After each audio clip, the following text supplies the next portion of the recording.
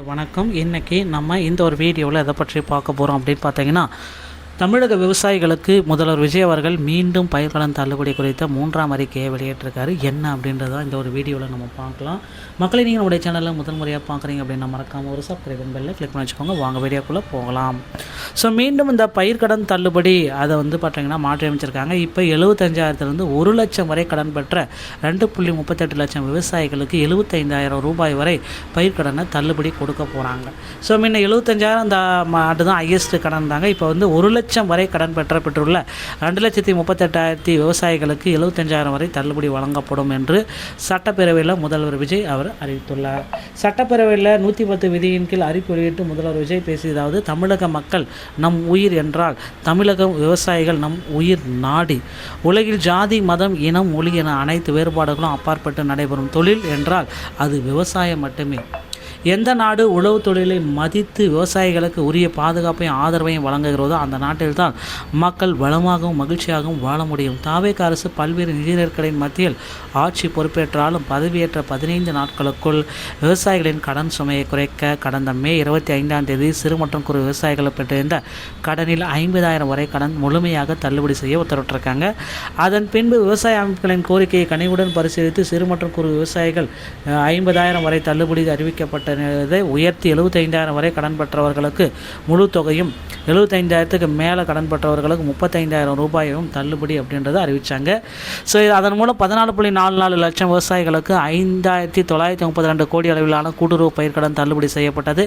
இதில் கடந்த ஜூலை 31 வரை 5,267 கோடி விடுவிக்கப்பட்டு 13.34 லட்சம் விவசாயிகள் கணக்கில் வர வைக்கப்பட்டிருக்காங்க. இந்த சூழ்நிலையில் விவசாய சங்க அமைப்புகள் பிரதிநிதிகள் பயிர்க்கடன் தள்ளுபடி அதிகரிக்க கோரிக்கை வச்சிருக்காங்க. இதனைத் தொடர்ந்து கடந்த ஆகஸ்ட் 7 விவசாய சங்கத்தின் பிரதிநிதிகள், மூத்த அமைச்சர்கள் மற்றும் துறை செயலர்களுடன் நடைபெற்ற ஆலோசனை கூட்டத்தில் அவர்களின் கோரிக்கைகள் விரிவாக பரிசீலனை செய்யப்பட்டது. கடந்த காலங்களில் பயிர்க்கடன் தள்ளுபடி செய்யப்பட்டாலும் அரசு கூட்டுறவு வங்கிகளுக்கு செலுத்த வேண்டிய தொகை 4 அல்லது 5 ஆண்டுகால இடைவெளியில் செலுத்தப்பட்டு வந்தது.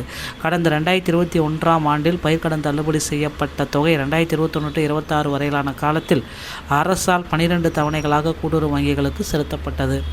ஆனால் அந்த கால அவகாசம் நமது அரசுக்கு தற்பொழுது இல்லை.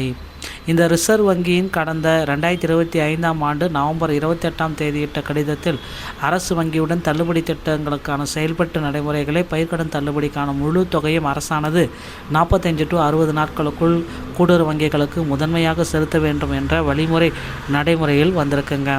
இதன் ஆகியவற்றை கருத்தில் கொண்டு இந்த இக்கட்டான சூழ்நிலையில் கூட்டுறவு வங்கிகள் மூலம் வழங்கப்பட்ட பயிர்க்கடன்களுக்கு கூடுதல் தள்ளுபடி வழங்கலாம் அப்படின்ட்டு அரசு முடிவு செஞ்சுருக்காங்க. அதனால் 75,000 ரூபாய் பெற்ற கடன் பெற்றவர்களுக்கு 100% முழுமையாகவும், 75,000 1 லட்சம் ரூபாய் பெற்ற பயிர்க்கடன்களுக்கு 75,000 வரை, 1 லட்சத்துக்கு மேலே பயிர்க்கடன் பெற்றிருந்தால் 35,000 வரை தள்ளுபடி. இதன் மூலம் 75,000 முதல் 1 லட்சம் வரை பயிர்க்கடன் பெற்றுள்ள 2.38 லட்சம் விவசாயிகளுக்கு 75,000 தள்ளுபடியை வழங்குறாங்க அப்படின்றது குறிப்பிடத்தக்க ஒரு விஷயங்க. இதனால் ஏற்கனவே பெற்ற தள்ளுபடி தொகைக்கு மேலாக 40,000 வரையிலான கூடுதல் தள்ளுபடி பெறும் வாய்ப்பு ஏற்படுகிறது. இதனால் கூடுதல் பயிர்க்கடன் தள்ளுபடியால் அரசுக்கு சுமார் 953 கோடி நிதி சுமை ஏற்படும். எனினும் தமிழக விவசாயிகளின் நலனில் நமது நலன் உள்ளது என்றதை கருதி 13.34 லட்சம் விவசாயிகளுக்கு மொத்தமாக 6,220 கோடி பயிர்க்கடன் தள்ளுபடியை முதல்வர் விஜய் அவர்கள் வெளியிட்டாருங்க. சட்டப்பேரவையில் வனத்துறை அமைச்சர் ரஞ்சித்குமார் பேசியதற்கு முதல்வர் விஜய் சாரி கேட்டுக்கொண்டதாகவும் தெரிவித்திருக்கிறாருங்க.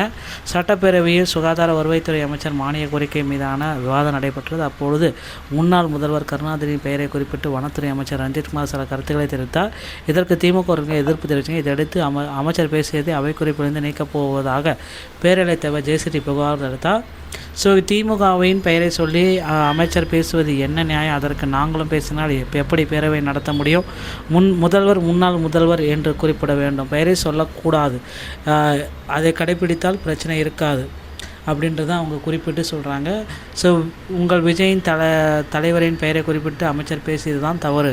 அவரின் சார்பில் நான் சாரி கேட்டுக்கொள்கிறேன். இவ்வாறு விவாதத்துக்கு அந்த பதிலை குறிப்பிட்டு முடிச்சு வச்சாங்க. பயிர்க்கடன் தள்ளுபடிக்கு உண்டான ஒரு மிகப்பெரிய அறிவிப்பை முதல்வர் விஜய் அவர்கள் வெளியிட்டிருக்காரு. 1 லட்சம் வரை கடன் வாங்கியவர்களுக்கு 75,000 உடனடியாக தள்ளுபடி அப்படின்ற ஒரு அறிவிப்பை மாற்றிருக்காங்க. இதனால் பார்த்திங்கன்னா புதிய பயிர்க்கடன் நிறைய பேர் பட்டியல், விடுபட்டவர்களுடைய பட்டியல் இதெல்லாம் வந்துடும் அப்படின்றது எதிர்பார்க்கலாங்க.